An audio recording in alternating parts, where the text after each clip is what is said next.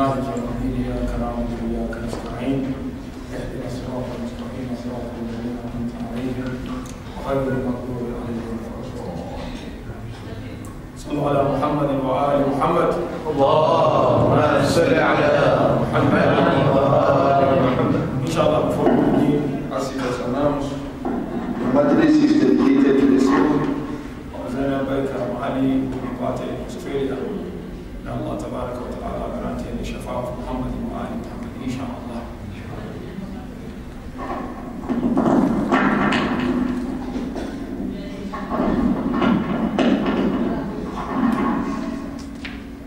أعوذ بالله السميع العليم من الشيطان اللعين الرجيم. بسم الله الرحمن الرحيم. الحمد لله رب العالمين الذي لا يملك مدحته القائلون ولا يحصي نعماءه العادون، ثم الصلاة والسلام على أشرف الأنبياء والمرسلين الذي سمي في السماء بأحمد وفي الأرضين بأبي القاسم المصطفى محمد. اللهم صل على محمد وعلى أهل بيته الذين أظهر الله عنهم الرجس وطهرهم تطهيرا. اللهم صل على محمد وآل محمد. قال الله تبارك وتعالى في محكم تنزيله: بسم الله الرحمن الرحيم. إنه لا ييأس من روح الله إلا القوم الكافرون. صدق الله العلي العظيم. صلوات. اللهم صل على محمد وآل محمد. Once again, we thank Almighty Allah subhanahu wa ta'ala for granting us with this great night, wonderful opportunity after going through this important dua tawassul, where we have given everything of our affairs to Ahl al-Bayt to intercede on our behalf in front of Almighty Allah subhanahu wa ta'ala.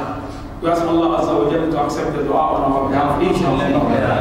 Tonight, inshallah, as it was announced, we're briefly going to look at the question of hopelessness or despair from the mercy of Almighty Allah subhanahu wa ta'ala.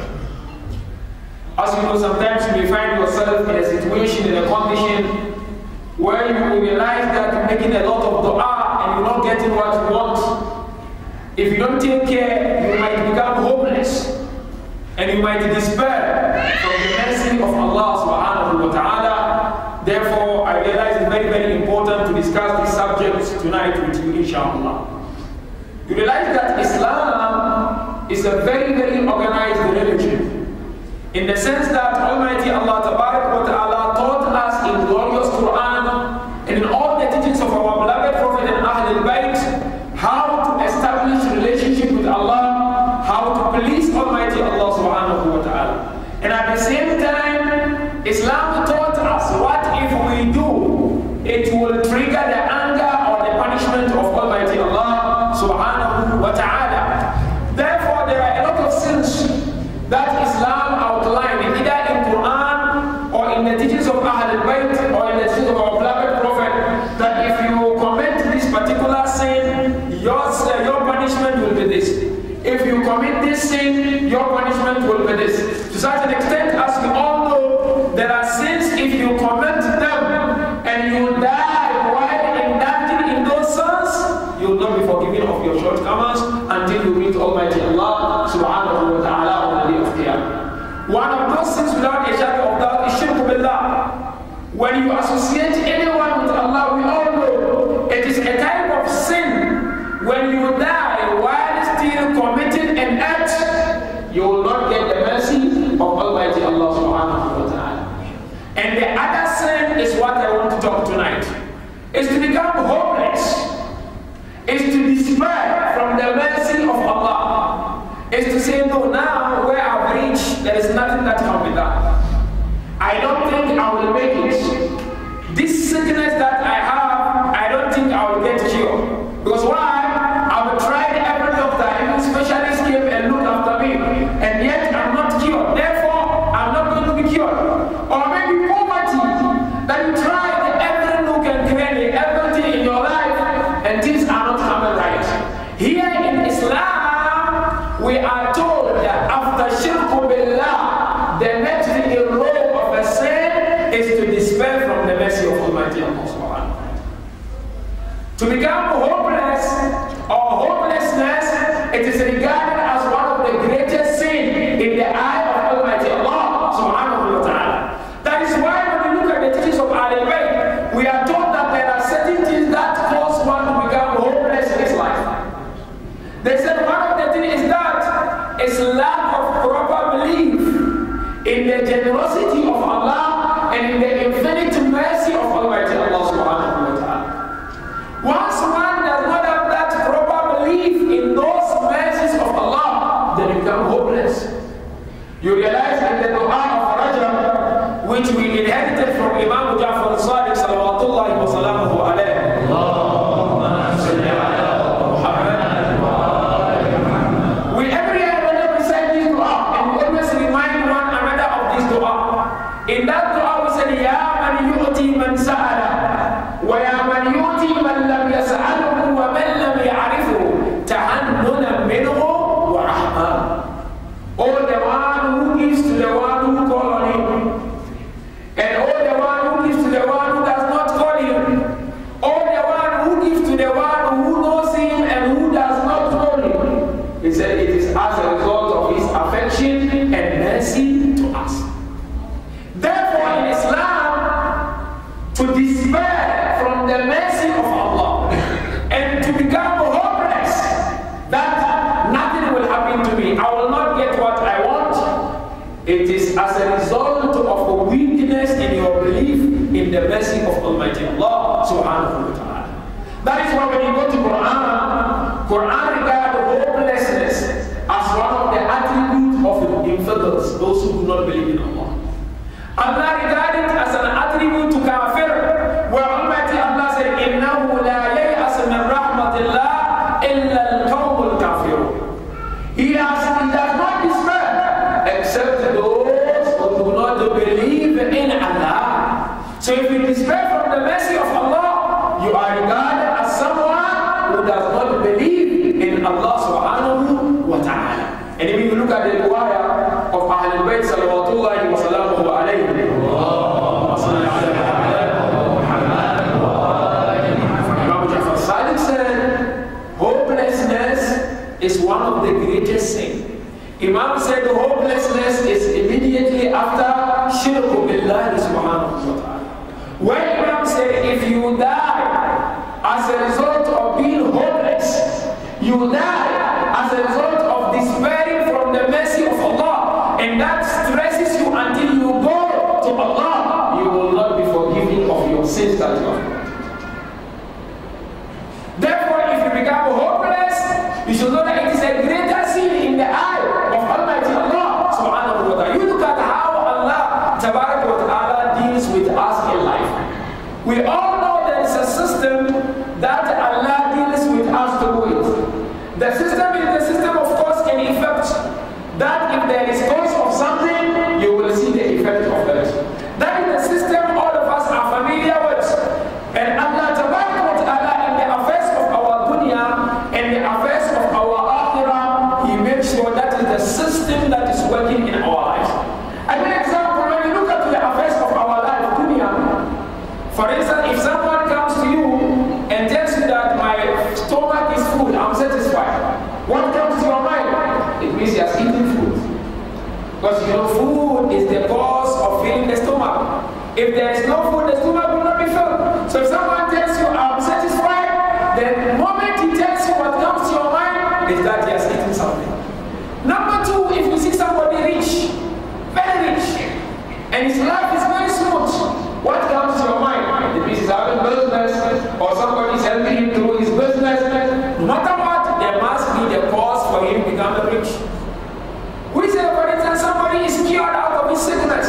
What comes to our mind is that there is a cause for that. He has gone to the doctor, and doctor has given him medication, and is using that medication to get cured. So when you look at the affairs of this world, there is a reason for everything. The same thing when you look at the affairs of Akhirah. That if you want forgiveness of Allah, you must dedicate yourself and ask for forgiveness of Almighty Allah subhanahu wa ta'ala. But that is not where Islam ends, brothers and sisters. Islam is beyond that. This is just according to our limitations and understanding of how things run in this world. This made even some of us to think that if there is no cause for something, nothing will happen. If there is an effect, something will happen. But Islamically, it's beyond that. There are certain things that Allah, out of His mercy, will make it happen, even if there is no cause for it. And there are certain things, there will be cause for them. And if Allah wills, He will not make it happen at all. Like an example.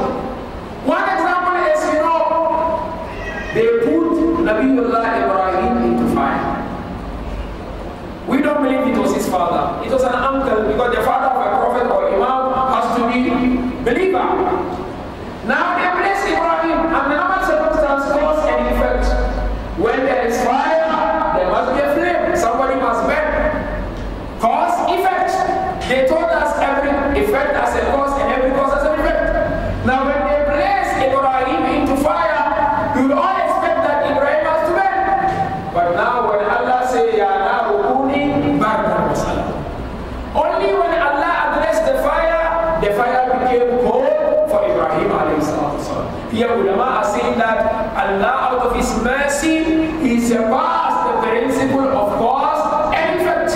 That out of His mercy, He made the fire to become cold for Ibrahim. Another example is what we look at when Ibrahim got hold of Ismail. Ibrahim placed the knife in the neck of Ismail. Some ulama said in many tafsir, he started cutting the neck of Ismail. But did Ismail got cut or slaughtered? He never got slaughtered. But the cause of being slaughtered is there. The knife is there. And the knife is very, very sharp. Why he did not die? Because Allah's power surpassed that. Allah is so higher that if He wants it to happen, it will happen. If Allah doesn't want it to happen, it will not happen at all. The same thing, I give you two examples of there are certain things, there are no cause, and Allah made it to happen. One example you all know, to get a child, there must be a relationship between mother and father. Allah, out of His mercy, infinite mercy, without any cause, He let Adam came into world. I'm just giving this example to know that you don't limit yourself to those cause and effect. Because if you limit yourself to cause and effect, that is the time you become hopeless in your life. You become someone who despair completely because you tried that business is not working. You tried that doctor, it's not working. You tried that dua, a lot of guna you committed when you were young, it's not working. You owe a lot of salah, you make dua, it's not working. I tell you, la taqnatu min rahmatillah. Do not despair from the mercy of Almighty Allah subhanahu wa ta'ala.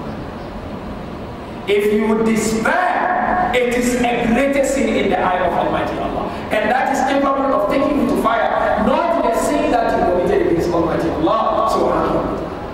Therefore, Allah can make this happen without any cause. One example is the coming of Adam to this world. Number two example is our own beloved prophets. You know the cause is that I must go to madrasa, I must go to school. I must have a teacher who must teach me. If I do not go to school or I do not go to madrasa, I will not have anyone to teach me. Now look at our beloved prophet. Neither teacher nor any school, but he is the best of all mankind in knowledge. That is out of the mercy of Allah. That Allah, if He desire, is not about cause and effect anymore.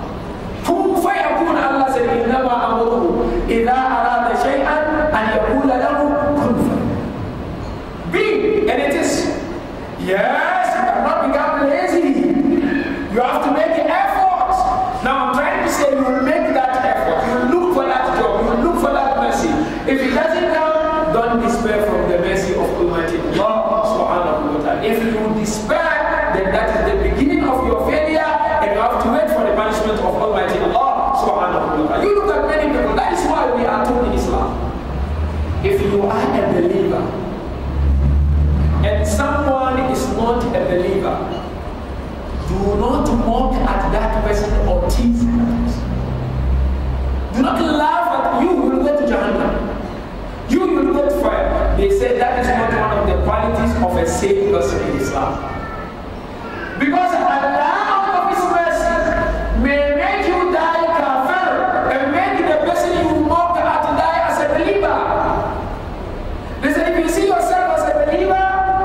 dua for Allah to keep you on Siratul Mustaqim. That is why every day in your namaz, what do you say? Ihdina Siratal Mustaqim. You know this is profound. These are najis, like some brothers and sisters will do. These are najis. I don't want to get close to them. These people will go to fire. No! There is no one who should despair from the mercy of Allah, either spiritually or physically or materially. Allah, within a twinkle of an eye, can decide to change things. I got an example. Look at those magicians that Fir'aun brought against Musa. Whoever saw them knew that these magicians were the people of fire, because they were standing against Musa. Many people concluded in Egypt that these magicians will go to fire because they are against the Prophet of Allah. But at the end, what happened? He said, Allah, inna ila rabbina lamunqalibun. Allah. They said, no, there is no any harm. We succumb and submit wholeheartedly to our Lord. They died as believers. When they became believers, how many days they spent and they died and they left this world? That is the mercy of Allah. Yani you cannot give up on something. You cannot say, no, now I'm done. No. So long as you are alive in this world, be rest assured the mercy of Allah is infinite and it will count you, inshallah. Now, another example is that look at Ashabul Kahf. Ashabul Kahf, we were told how many were there? Who were there? How many were there? There were 7. These 7, 6 of them were the ministers of the Kianus. They were in the governorship of the then leader who wasn't a believer, and they were working under that believer who was unjust, and they were doing everything to molest people. But eventually, what did they become? They became believers, and today, where they are has become one of the signs of Almighty Allah on the face of the earth. So you cannot despair from the mercy of Allah subhanahu wa ta'ala. One typical example which you all know, on the 10th day of Muharram, everybody who were there, apart from Abu Abdullah and some of them, knew that the whole was kafir. He was going to die as a kafir because he belonged to the way of Abu Abdullah. But out of the mercy of Almighty Allah subhanahu wa ta'ala, Hur died as a believer, better than even those who were born Muslims. So what I'm trying to say is that the door of the mercy of Allah is wide open. You cannot say no now. There is nothing that I can do. You have to keep on trying. Keep on knocking that door of Allah, as Prophet mentioned. Whoever knock the door and keep on knocking the door and never get tired of knocking the door, Allah will open the door without his consent. How many times in yourself there are certain things that you achieve in your life and you don't know how you manage to come to your life? Therefore, we should not despair from the mercy of Allah. Quran taught us 3 ways how to overcome hopelessness. One of the cure of hopelessness is that always you should remember that Allah is powerful. You should always remember, if I cannot help you and he rejects you or she rejects you, you should know that the last hope is Allah subhanahu wa ta'ala.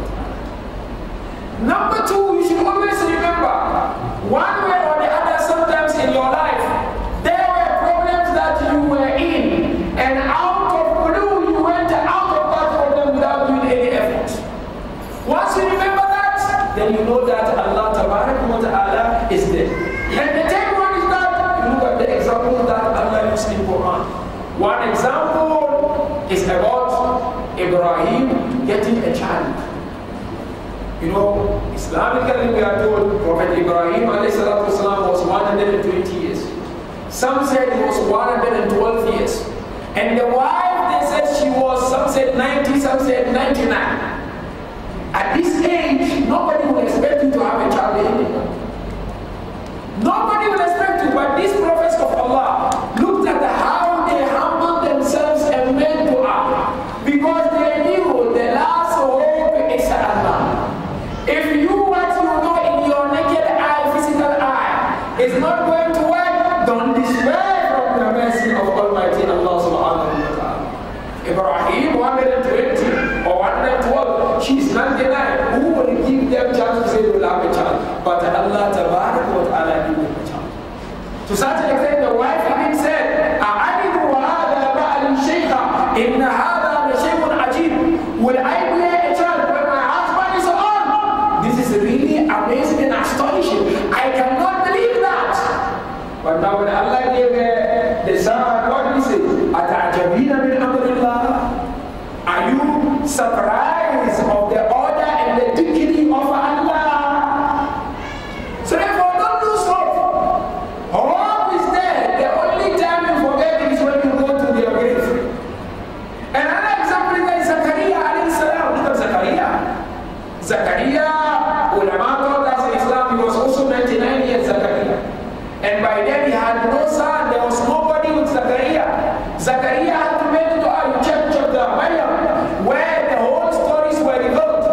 Zakaria said, وَإِنِّي خِفْتُ الْمَوَالِيَ مِنْ وَرَائِي وَكَانَتِ امْرَأَتِي عَاقِرًا وَهَبْ لِي مِن لَّدُنكَ وَلِيًّا يَرِثُنِي وَيَرِثُ مِنْ آلِ يَعْقُوبَ وَاجْعَلْهُ رَبِّي رَضِيًّا.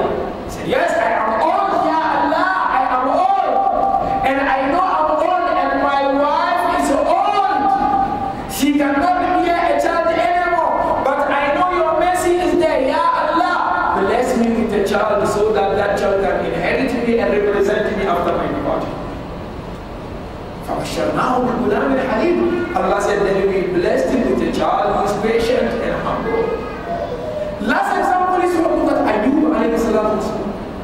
Ayub, Allah tabarak wa ta'ala examining him with sickness. Ayub, according to riwayat, sometimes the flesh of the body of Ayub is to cut off from his body. It used to fall down. But now Ayub, as a prophet of Allah, he never despaired from the mercy of Allah subhanahu wa ta'ala. The only thing you will do, you will not complain. You say, Rabbi inni massani ad-durr wa anta arhamur rahimin. Oh Allah, I've been afflicted with problems, but you are the most merciful. The what I'm trying to say is what? You may have a problem of business. Maybe you have a family member who is sick. We have them a lot. Sometimes you are giving up completely. No, I've given up. Business is not going well. You are owing banks who cannot pay. You tried every nook and cranny. Things are not coming right. You are jobless. You've been applying for jobs. Things are not coming right. Don't give up. Allah is there. Child is not listening. Very naughty. You tried every taweez. You try every dua. Things are not coming right. Don't despair from the mercy of Almighty Allah subhanahu wa ta'ala. A believer will never despair. You and your wife may God forbid problems upon problems. Today problem, the next day problem. You and your in-laws, problems. You try, you call Mawlana. Please talk to them. Don't despair from the mercy of Almighty Allah subhanahu wa ta'ala. Allah is the final hope, and Allah will never let you down. If you cling to Allah and you keep on calling Him every day and night, Wallahi, Allah will open His mercy and you will swim in that mercy and will get it. The same thing, maybe you have a marriage. Brother, sister, friend, uncle, father who died. And you knew when he was alive, he was not living that good life. Don't despair from the mercy of Allah. Just keep on making dua, knocking the door of Allah. Promise you, Allah will open it for you. The moment you despair, that is the beginning of your punishment. That is the beginning of your azab. So my message of tonight is very clear and simple. That irrespective of whatever, one way or the other, we are faced with challenges. Whether we are poor, whether we are rich, whether we are healthy, whether we are sick, whether we are ignorant, whether we are learned. At the end of the day, there are times in our lives that we are faced with certain challenges, that we are trying to get solutions and things are not coming right. Don't despair from the mercy of Almighty Allah subhanahu wa ta'ala. Raise up your hand and ask Allah. And if you ask Him, He will definitely come to you and you will get that mercy of Allah. Sometimes they say, if you call, and you get so tired of calling and you are not getting what you want, you should know that Allah enjoys your voice and the praises that you. He will tell the angels, give him, let him enjoy the process. Once you have that positive thinking in your mind, inshallah, you will not die a hopeless person, you will die someone who has hope in the mercy of Almighty Allah subhanahu wa ta'ala. Assalamu alayka ya Aba Abdillah. Assalamu alayka ya Ibn Rasulillah. Assalamu alayka ya Ibn Amir al-Mu'minin wa Ibn Sayyid al-Wasiyin. قالت فاطمة الزهراء عليها السلام سبت علي مصائب له النهار سبت على الأيام سرنا ليالي. Tonight, let me take you back to the life of Sayyida Khadija and Fatima al-Zahra salawatullahi wa salamuhu alayhi. You know, Khadija al-Kubra was a lady that our beloved Prophet was proud of her because she gave everything that she had for the sake of Islam and for the love of Prophet alayhi salatu wasalam. But as we all know, Khadija died while depending on plant or leaf to survive. When there were sanctions in that the valley of Abu Talib, the money of Khadija got finished and there was no food in the house. Riwayah said they will cut those plants around and they will eat the plant to survive. But one thing which we all know and it will always remain in our heart and we drive for it is that when Khadija al-Kubra departed from this world, Rasulullah came to prepare and bury his beloved wife Khadija. When Rasulullah came, he brought a small piece of cloth as kafan for Khadija. Rasulullah started placing the shroud in the body of Khadija. Now we realized that the shroud was too small for Khadija. The lady wanted everything and gave to Prophet. Now there was no money to buy kafan for Khadija. Now Rasulullah raised up his hand and made dua. Ya Allah, I am your Prophet Rahmatan lil Alameen. And this is my beloved wife Khadija al-Kubra. And this is a lady who did everything for Islam. I am here to marry her and her daughter Fatima al-Zahra is sitting there. And there is no kafan for my beloved wife. Riwayah said Allah sent the angel with 5 kafans, isn't it? Then Rasulullah asked the angel, I only wanted kafan. Now you gave me 5 kafans. These 5 kafans belong to who? Then Jibreel said, Ya Rasulullah, the first kafan is for Khadija. Use that kafan to bury Khadija. And then Jibreel said, the second kafan is for you, Rasulullah. When you depart from this world, use that kafan, they must use that kafan for you. And then he asked him, the third kafan is for who? Then he said, the third kafan is for Ali ibn Abi Talib, close to Arab al-Kaaba. Hey, wallah, he said, the third kafan used it to bury Ali ibn Abi Talib. Then he asked him, the fourth kafan is for who? Then he said, wallah, the fourth kafan must be used for Fatima al-Zahra. Hey, wallah, when they pushed the door of Fatima al-Zahra, now we ask him, now the fifth kafan is for who? And I have 2 other children. Then he said, wallah, the fifth kafan used it to bury Hasan al-Mushtaba. Then Rasulullah asked Jibreel, where is the kafan for Aba Abdillah? Where is the kafan for Hussein? Look at the response of Jibreel, so hateful. Jibreel said, لأنه يقتل وعيدا فريدا لا ناصر له ولا معين. Because Hussein will be killed alone and there will be no one next to Hussein to help Hussein. إنا لله وإنا إليه راجعون. وسيعلم الذين ظلموا أي منقلب ينقلبون. Please have your hands, let's make dua inshallah. May Allah subhanahu wa ta'ala grant them Mahbuma Jannat al-Firdaus. May Allah subhanahu wa ta'ala forgive all their shortcomings, inshallah. All the muqtadeen of this community and those who organize this majlis, may Allah tabarak wa ta'ala grant them the shafa of Ali Muhammad, inshallah. inshallah. We ask Allah subhanahu wa ta'ala to accept our humble effort, inshallah. May Allah strengthen us to become true slaves of His, inshallah. All our